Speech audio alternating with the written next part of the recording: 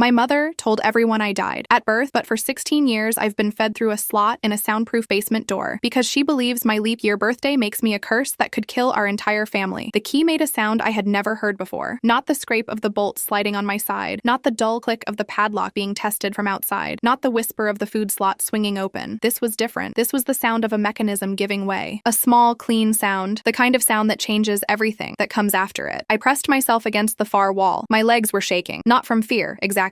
Or not only from fear. My legs shook constantly in those days. 16 years of cold concrete and limited motion had done something to the muscles below my knees that I still think about sometimes, late at night when the weather changes. But in that moment, pressed against the cinder block with my back to the wall and my eyes locked on the door, the shaking felt appropriate. It felt like my body already knew what my mind wasn't ready to process. The door swung open. Mason stood in the gap. He was 17 years old, and he looked exactly like the photographs I had memorized through years of listening. Same jaw as our father, same nervous habit of pressing his lips together when he was scared. He was holding a small brass key between his thumb and forefinger, and his face had gone the color of old chalk. He looked at me for a long time without speaking. I looked back at him. The hallway behind him was lit. Not the bare flickering bulb above my cot. Not the twice daily wash of gray from the food slot. Real light. Warm light. The kind that comes from a house where people live normally. "Can you walk?" he whispered. Upstairs, the pacing had stopped. That silence was worse than anything she had ever said through the camera. I took one step, then another. The carpet in the hallway was soft under my bare feet in a way I had not been prepared for. I had stood on carpet exactly twice in my life. Once when I was very small and she had taken me upstairs for reasons I still don't fully understand. And once when I pressed my face to the crack under the door on a Christmas morning and felt the edge of the runner with my fingernails. This was nothing like that. This was warmth rising through the soles of my feet and traveling up through my ankles and into my shaking calves like something being restored. The family photographs lined the hallway wall. I saw them for the first time without a pane of glass between us. 3 children smiling in every single one. I stopped in front of a frame from what looked like 2016 or 2017. Mason, maybe 10. Luke, maybe 6 or 7. And a third child, a girl, dark-haired, standing between them with her arms spread wide and her head thrown back laughing. It wasn't me. Someone had put another child in the space where I should have been. Not even a real child, I realized. A stock image face, softened in editing to match the family's coloring. She had not left a gap. She had filled it. A door creaked upstairs. "She's coming," Mason said. "Hide." I was born on February 29th, 2008, in a house on Crescent Mill Road in a small town in rural Pennsylvania, whose name I will not use because there are still people there who do not know I exist, and some of them are people I may still need things from. My mother's name is Linda. She was 31 when I was born. By all accounts, she was, before my birth, a reasonably functional person. She held a part-time bookkeeping job. She drove Mason to soccer practice. She made a specific kind of apple cake that her own mother had taught her, and she made it every Sunday. I know all of this because I spent 16 years listening to a household live, and because Mason, in the months after he opened that door, told me everything he could remember. The leap year broke something in her. I do not know if it was something that was already cracked, waiting for the right pressure point. I don't know if there was a specific moment, a conversation, something she read, something someone said to her in the days after I was born. What I know is that by the time I was 3 weeks old, she had constructed a belief system around my birthday that was so complete, so internally consistent, so detailed in its catastrophizing that it functioned like a religion. Leap year children born on February 29th were cursed in the logic she had built, not cursed in the vague, metaphorical sense, cursed in the specific, transactional, cause and effect sense. My continued existence in the visible world was a threat to the physical survival of every person in my bloodline. The curse, she believed, could spread through eye contact, through proximity, through the mere knowledge that I existed. So she told everyone I had died at birth. She told my father's family. She told her own mother. She told the neighbors, the pastor of the church they attended until Mason was about 5, the woman who ran the playgroup she took Mason to. She had a death certificate made. I have seen it now. It looks completely real. I have been told by 2 different people that it might actually be real, that someone, somewhere, processed a legitimate record of my non-existence. I still don't know how that's possible. I try not to think about it too much. My father's name is David. He is not a complicated man. He is a man who was afraid of his wife, and who used bourbon to manage the space between what he knew was wrong and what he was willing to do about it. I used to save a particular kind of anger for him, the sustained, specific anger you reserve for people who knew and did nothing. I have since modified that anger into something more exhausted. He was not strong enough for what the situation required. That's a plain fact. I carry it without needing to perform outrage about it anymore. Mason was 18 months old when I was put in the basement. He has no memory of my being anywhere else. Luke was born 2 years after me, which means he was born into a household where I was already underground. He grew up with 2 brothers and no sisters, and a basement that could kill you with one breath. Mason was 7 the first time he saw my face. He had been chasing a tennis ball down the hall stairs. I know this because I heard the thump of it bouncing, step by step, growing louder. I was pressed to the crack under my door the way I spent most of my days, watching the narrow strip of hallway hallway, cataloging feet. I knew Mason's feet by then. I knew the specific slap of his sneakers, the way he landed heel first when he was running and toe first when he was trying to be quiet. He came to the bottom of the stairs, and the ball rolled against my door and stopped. He crouched down to pick it up. 2 eyes met mine through the slot. "There's a girl in here," he screamed. I heard the slap before I heard the footsteps. It came through the door clearly. A hard, flat sound. Nothing ambiguous about it. "That's not a girl," she told him. Her voice was steady, explanatory. The voice of a mother correcting a small child's misidentification of a household object. "That's an echo. A ghost? If you see it again, our whole family dies." There was a pause. Then Mason's voice, small and uncertain. "But it had eyes. Ghosts have eyes," she said. "That's how they get you. Don't go near the door." He believed her for years. I think he needed to. The pattern of life in that house had a rhythm I could map precisely because I had nothing else to do. Mornings started with my father's alarm at 5:45. He drove a truck for a regional logistics company. Regional routes, home most nights, gone early. The sounds of his departure were the first sounds of every day. Boots on the kitchen floor, the gurgle of the coffee maker, the specific creak of the back door that told me he was leaving. Then quiet. She would come down between 7 and 7:30. The food slot would open. Oatmeal mostly. Peanut butter sandwiches. Occasionally something left over from the night before. She never spoke much during these morning deliveries. Business only. The slot would close and I would hear her feet on the stairs, and that would be the last I heard of her until evening. The afternoon meals came with the ritual. She would press her face to the small camera mounted above the slot. I could see the lens on my side, though she had never explained it and I had never asked. And she would say, in a voice that was almost tender, "Today you're real, baby. Today you exist. Every single day. For as long as I can remember." I have thought about that phrase more times than I can count. The way she meant it as kindness. The way she genuinely believed she was giving me something. A daily ration of existence. Permission to be real for a few hours before the door closed again. The walls had marks going back years. I had started making them when I was old enough to understand that time was passing, and that without some record of it, I would lose track of where I was in my own life. I used a nail I found in the corner during one of my early years, before I understood what was happening well enough to conserve it. By the time I was 16, there were thousands of marks. I knew the count. 1,161 marks between each leap year birthday. I knew my own age the way you know something you've had to calculate instead of simply being told. The first time I heard Luke's voice, he was 3 years old and he was asking our mother what was behind the basement door. She told him the same thing she had told Mason about the toxic air. Luke never questioned it, as far as I could tell. He was a less curious child than Mason, or maybe simply a child who had learned earlier what happened when you asked the wrong questions. The thing about 16 years in one room is that you develop an extremely detailed relationship with sound. I knew the difference between the creak of the hallway floorboard under Mason's weight and the same creak under Luke's. I knew the specific sound my father's truck made pulling into the driveway versus the neighbor's truck, which had a slightly higher pitch on the idle. I knew when she was off her medication by the way her pacing changed, from purposeful and directional to circular and accelerating, the rhythm of someone chasing a thought they couldn't quite catch. I had been listening to her off-cycle periods for years. They were getting more frequent. February 23rd, 2024, 6 days before my birthday. Her pacing started at 2 in the morning and didn't stop until dawn. I lay on my cot and listened to it and understood, with the clarity that comes from having nothing to do but think, that something was coming. She had been building toward something for weeks. The food deliveries had become erratic. The afternoon ritual had changed. Instead of "Today you're real, baby," she had started saying other things into the camera. Things about bloodways, things about closure, things that had the shape of planning. I did not know what she meant. I knew it was not good. On the night of February 25th, I heard Mason's voice through the wall for the first time at a register that wasn't casual. He was arguing with her. I couldn't make out all of it. The cinder block muffled the higher frequencies and left me with rhythm and tone more than content. But I heard his voice hit a pitch that meant he was pushing back against something, and I heard her voice drop to the flat, icy register she used when she was done negotiating. Then silence. Then Mason's footsteps, slow and deliberate, coming down the hall. He stopped outside my door. He had done this before, stood there, close enough that I could hear him breathing through the crack. He had done it for years without opening anything. I had never called to him. I had never said a word. There was a logic to that silence that I had maintained for so long it had become instinct. She was always listening, and the cost of his knowing was always going to land on him before it landed on me. But that night, I pressed my mouth to the gap under the door. "Mason," I said. It was the first time I had said his name out loud. There was a long silence on the other side. "I know," he said. Just that. Not "I didn't know." Not what. Just "I know." As if something had finally been confirmed that had always been suspected. "She has a plan," I said, "for my birthday." Another silence. Longer. "I know that too," he said. I heard him stand up, walk away. The footsteps were different going back than they had been coming down. Heavier, deliberate, the walk of someone who has just been handed a weight and decided to carry it. It took him 3 days to find where she kept the key. She wore it on a chain around her neck during waking hours. At night, she moved it, somewhere in the bedroom, somewhere she considered safe. Mason spent 2 days watching her patterns, the way I had spent 16 years watching patterns. And on the night of February 28th, he searched her jewelry box while she slept. The key was between a broken watch and a ring everything that had belonged to her mother. He came down at 11:53 p.m. The door opened at exactly midnight. The calendar I had made from the wall marks told me it was now February 29th, 2024, my 5th real birthday. I was 16 years old. I had the body of a child who had been malnourished at irregular intervals for her entire life. I was small. My legs shook. My eyes, confronting the hallway light, flooded with tears that were not emotional, just physical, the pupils contracting hard after years of dim. Mason looked at me the way you look at something you were told didn't exist. "Can you walk?" he whispered. I showed him I could. The photograph stopped me, the one with the replacement child smiling in the space where I should have been. I stood in front of it for 2 or 3 seconds too long. "She did all of them," Mason said quietly. "Different kid in every one." The pacing upstairs had stopped. I stumbled behind the refrigerator just as she hit the bottom of the stairs. I had never seen my mother's face from this angle before, only through the camera lens, at the low resolution of the monitor, in the limited light of my room. Up close, she was smaller than I had always imagined, shorter than Mason, narrower in the shoulders, with hair that was wilder than she would have chosen if she was thinking clearly. Her eyes swept the hallway. Her nostrils moved. "Something's wrong," she said. "The curse is moving." She walked straight toward the basement door, the open basement door. The shriek came from her stomach, a raw, animal sound that shook the frames on the walls. "What did you do? Where is the demon?" She grabbed Mason by the front of his shirt and shook him. He didn't fight her. He went limp the way you learn to go limp when you've been shaken before. My father came down the stairs still pulling at his bathrobe. "Linda, what the—" "It's gone." Her voice had flattened, the hysteria dropping away into something colder and more deliberate. "We're all going to die." My father looked at the open door. He looked at Mason's face. He looked at her face. He stood in the hallway of the house where he had lived for 18 years, and he processed the information available to him. Then he went to the kitchen and came back with the bourbon. "Before midnight," she said. Her voice had gone clinical now, almost academic. "If it's free on its birthday, the curse becomes permanent. There are ways. Old blood ways. We have until sunrise." She turned to my father. "Wake Luke. We need everyone looking." My father looked at the bottle in his hand. He looked at Mason. He woke Luke. I listened from behind the refrigerator as she organized the search. 3 minutes she'd take to do each room systematically. She always moved clockwise. I knew that. I had 16 years of her patterns in my head like a map. Mason crouched near my hiding spot without looking at me directly. "Upstairs," he breathed. "My room. Second door on the left. Under the bed." I heard Luke's sleepy voice from the top of the stairs. "Why do I have to look for ghosts?" "The thing downstairs is loose," she called up. "If you see it, don't look in its eyes. Just scream for me." She was turning my little brother into a hunting dog. He was 14 years old and half asleep, and she was training him to track me. I made it up the stairs on my hands and 1 foot and 1 knee, pulling hard on the railing, legs failing on the 4th step and recovering on the 5th. Mason's door was the second on the left. The room smelled like a teenage boy's room. Deodorant and laundry and something mechanical, like oil from a bicycle chain. I registered all of it in the 2 seconds it took me to drop to the floor and roll under the bed. The flashlight swept under the door 3 minutes later. "I know you're here," she sang. "I can smell the basement rot." She was not wrong. 16 years of underground living had given me a specific smell that I would not fully understand until months later, when someone described it to me gently, and I spent 2 days crying about it. The beam passed close enough that I could see the light shift across the floor inches from my face. Then she stopped. She stood in the center of the room for a long time without speaking. I held every muscle still. I counted her breaths. "Tomorrow on your birthday," she said quietly to the empty room, "I'll make sure you never threaten my real children again." She believed she was talking to air. Then Mason's voice came from downstairs, carrying easily up the stairwell. "Mom, I think I found something in the garage." She left. The door swung half shut behind her. Mason had not found anything in the garage. He had simply understood, from a lifetime of living with her, that the one reliable way to redirect her attention was to offer her a new crisis, larger than the current one. He kept her in the garage for 11 minutes. 11 minutes was enough. Luke had gone back to his room. My father had gone back to the bourbon. I came out from under the bed and stood in the center of Mason's room on legs that I was now working through pure will, and I understood that whatever was going to happen next had to happen before sunrise. The thing I found was not something I had been looking for. Mason kept a laptop on his desk. It was open. He had been using it before he came downstairs to find me, and what was on the screen was not something he had intended me to see. But I saw it, because I was standing at his desk trying to find something to write on, something to leave him a note, and the screen was right there. It was an email thread. His email, open in a browser window. The most recent message was from an account I didn't recognize. A Gmail address with a partial name I would later learn belonged to our father's younger sister, our Aunt Patricia, who I had also not known existed. The subject line read, "She told us the baby died. We want to know what really happened." The thread below it went back 18 months. Patricia had been asking questions for a year and a half. She had found inconsistencies in the death record, the wrong hospital listed, a date that didn't match, a filing number that led nowhere when she followed it. She had been corresponding with Mason quietly, carefully, the way you approach something that might collapse if you apply pressure in the wrong place. Mason had been corresponding back. He had been building the case for months before he ever came to my door. The last message in the thread was from 3 days ago. It read, "I've contacted the county. They're aware. Tell me when you need me to come." I stood in my brother's room on February 29th, 2024, and read those words 3 times. Some Someone outside that house knew I existed. Someone outside that house was already moving. I was not alone in the way I had always believed I was alone. I sat down on the edge of Mason's bed because my legs finally quit. I pressed my palms flat against my thighs and breathed. Outside, I could hear my mother's voice still carrying from the garage. Something about the cold and the curse and the quality of the night air. Still looking, still searching. And I thought about what she had said. Old bloodways. I thought about the food slot becoming erratic over the past month. The way the afternoon ritual had changed. The things she had been saying into the camera that had the shape of a final act rather than a routine. She had not been planning to lock me back up. She had been planning something that didn't require a lock at all. Mason came back upstairs at 1:47 in the morning. He found me sitting on his bed with his laptop in my lap. He looked at the screen. He looked at me. He sat down on the floor, back against the wall, and rubbed both hands over his face. How long? I asked. Since I was 15, he said. I started going through her things when I was 15. I found things, papers, and I found the camera feed on the old router, the one she thought she'd disabled. He had watched me from a camera I hadn't known existed for 2 years before he opened the door. I thought about that. I thought about what it must have cost him to watch and wait and build a case instead of just acting. I thought about Patricia's emails, the careful accumulation of documentation. I understood then that he had been doing the same thing I had always done, listening, mapping, building the clearest possible picture of the situation before making a move. He was his mother's child in all the ways that didn't involve the cruelty. The blood ways, I said. Do you know what she meant? He was quiet for a long time. I found something in her room, he said, last week. I didn't understand what I was looking at. It looked like it was written in a notebook. Instructions. Something about a fire and a birthday and the curse ending. The room was quiet. She was going to burn the basement, I said. It was not a question. He didn't answer. He didn't need to. I had been in that basement for 16 years. There was one door, one padlock, one food slot, no windows. The walls were cinder block. If there had been a fire before Mason opened that door, before Patricia's emails, before the county was notified, I stood up from the bed. My legs were still shaking, but they held. Call her, I said. Call Patricia. He called her at 2 in the morning. She answered on the second ring as if she had been waiting. She arrived at 6:37 a.m. in a silver Subaru with a county social worker in the passenger seat and 2 sheriff's deputies behind her. My mother was in the kitchen when they knocked. She heard the knock and she heard the voice that called through the door, and she knew immediately what was happening. I could hear it in the way her footsteps changed, the way the pacing stopped and then started again differently, the way she went from looking for something to cornered against something. She opened the door. I was standing in the hallway behind Mason, visible. She saw me and her face did something I had never seen it do before. Not rage. Not the icy clinical focus she used when she was organized around a belief, something that came before all of that, something that looked for 1 second like recognition, like she was seeing something she had always known was there, emerging finally into the light. Then it closed. That is not my child, she said to the deputies, steady, certain. That is a curse that has taken the shape of a child to destroy my family. I have documents. I have the death certificate. The deputy on the left was a woman in her 40s. She looked at my mother. She looked at me. She looked back at my mother. Ma'am, she said, we're going to need you to step outside. I will not step outside. That thing is dangerous. I have been protecting my children from that thing for 16 years. Mom, Mason said. She turned to him. Her face shifted into something heartbroken and genuine. The love there was real. I want to be clear about that because I have spent a long time sitting with the complexity of it. The love was real, and it was pointed at a reality that didn't exist, and those two things were both true at the same time. Baby, she said to him, baby, I did all of this for you and Luke. You know that. I know, he said. His voice was very quiet. I know you believed that. There is no believed. It's true. It's always been true. Mom, he stepped aside and I was fully visible, and he said the thing I had never expected anyone to say on my behalf, clearly and without hesitation. Her name is Evelyn. She has been alive for 16 years. She is my sister, and she needs to go to a hospital. My mother looked at me for a long time. You have her eyes, she said finally to Mason. That's how you know it got to you. You have her eyes now. The deputy took her by the arm and guided her outside. My father was in the kitchen. He had heard everything. He stayed in the kitchen. I went to a hospital in Erie. Malnutrition, vitamin D deficiency, muscle atrophy in both legs, some spinal curvature from years of limited movement, 3 cracked teeth, anemia that took 4 months to correct. Patricia sat with me in the emergency room for 6 hours before anyone came to take a formal statement, and she held my hand the whole time without making it strange or ceremonial. She just held it. Mason came every day that I was inpatient. Luke came once on the 3rd day and stood in the doorway of my room for about 2 minutes without speaking. He was 14. He had just learned that he'd had a sister for his entire life and that she had been living in the basement beneath his bedroom, and that his mother had been systematically delusional for as long as he could remember. I did not know what to say to him either. We just looked at each other. I heard you sometimes, he said finally. At night. I thought it was the pipes. He left. He didn't come back for a long time. My mother was evaluated and committed. She was diagnosed with a condition I will not detail here. Not because it's a secret, but because I have found that naming it creates a particular kind of public discussion that I am not interested in having. What I will say is that the diagnosis was severe, long-standing, and had never never been treated adequately. The things she had done to me were not the actions of a person who was simply cruel. They were the actions of a person whose relationship with reality had been profoundly broken for years, who had built a comprehensive system of belief around that brokenness, and who had never had anyone willing or able to intervene. My father had known. The bourbon had been his chosen distance from that knowledge. He was charged. He pled guilty. He got 18 months. He served 14. I have not spoken to him since. I do not know if I will. The house on Crescent Mill Road was sold. I never went back inside it. The death certificate was, as suspected, fraudulent. Someone had falsified the record, and the investigation into how that happened is still, as far as I know, ongoing. It is one of the stranger after effects of what happened to me. Somewhere in the official record, I do not exist. There is paperwork asserting my non-existence in a drawer in a county office in Pennsylvania. Getting that corrected required a level of bureaucratic effort that would have been darkly funny if I'd been in a different emotional state at the time. Patricia handled most of it. She handled most of everything in those early months, and I did not fully understand how much I owed her until much later. I am not going to tell you I emerged from this as a triumph. That would not be true, and I have no interest in performing triumph. What I will tell you is that I learned to walk without shaking. It took about 5 months. I learned to sleep in a room with more than one source of light. I learned to cook 3 things from scratch. I learned that the feel of carpet underfoot is something I still notice every time. The way you notice something you've been given after being told you couldn't have it. Mason and I talk every week. We have the relationship of people who share something irreducible. A childhood, a house, a history that doesn't fully translate to anyone who wasn't there. He is 20 now. He is studying social work, which tells you something about what he is trying to do with what happened to us. Luke and I are working on it. He was the innocent of the story, the child who knew nothing and was used as a hunting tool without his knowledge. He carries his own damage from that house, and it is not identical to mine. And I have had to make peace with the fact that his processing is going to look different from mine and move at a different speed. Patricia is my family now in the way that matters, not just in the blood sense, but in the daily practical sense. She is the person I call when I need something. She is the person who came to my first real birthday party, the one Mason organized in September of 2024, 8 months after I came out of the basement, in a rented room in a restaurant in Erie with 12 people I was still getting to know. She is the person who noticed I was overwhelmed before I knew I was overwhelmed, and who quietly moved the party outside to the parking lot so I could breathe. My 5th real birthday is in a few months. I have been told by people who mean well that what happened to me is a tragedy, that I lost 16 years, that I was robbed of a childhood. I have thought about this framing a great deal. I want to say something honest about it. I did not experience those 16 years as nothing. I experienced them as a life lived at extreme limitation, a life without windows, without light I controlled, without the particular freedoms that most people spend their whole lives not noticing because they've never been without them. But they were 16 years in which I learned to pay very close attention to everything, in which I developed a relationship with my own interiority, with thought, with patience, with the architecture of other people's behavior, that I suspect would have been unavailable to me in any other kind of life. I am not grateful for what was done to me. I want to be clear about that, but I am not empty from it either. The title of this post is the truest summary I can give of what happened. My mother told everyone I died at birth. For 16 years, I was fed through a slot in a soundproof basement door. She believed my birthday made me a curse. She believed that completely, without reservation, with what she experienced as love. That's the hardest thing to sit with. Not the darkness, not the concrete, not even the photographs with the other child's face. The hardest thing is that she was not trying to destroy me. She was trying to protect the people she loved from what she genuinely believed I represented. In her mind, she was doing the most difficult and necessary thing a mother could do. The world she believed in was not real, but her devotion to it was. I think about that a lot. I think about what it means to be harmed by love that has lost its way. Love that has become so entangled with fear that it can no longer tell the difference between protecting someone and eliminating them. I think about the specific tragedy of being the object of that kind of love. Mason opened the door on the last second of February 28th. He did it because he had been watching and waiting and building a case for 2 years, and because somewhere in his 17-year-old chest, he had held on to the knowledge that I was real when every force in his environment was telling him otherwise. He is the reason I am here. The key made a clean sound when it turned. I have thought about that sound more times than I can count. Such a small mechanism for such a large change. I am real now, in all the ways the paperwork is finally starting to confirm. I was real before that. I always was.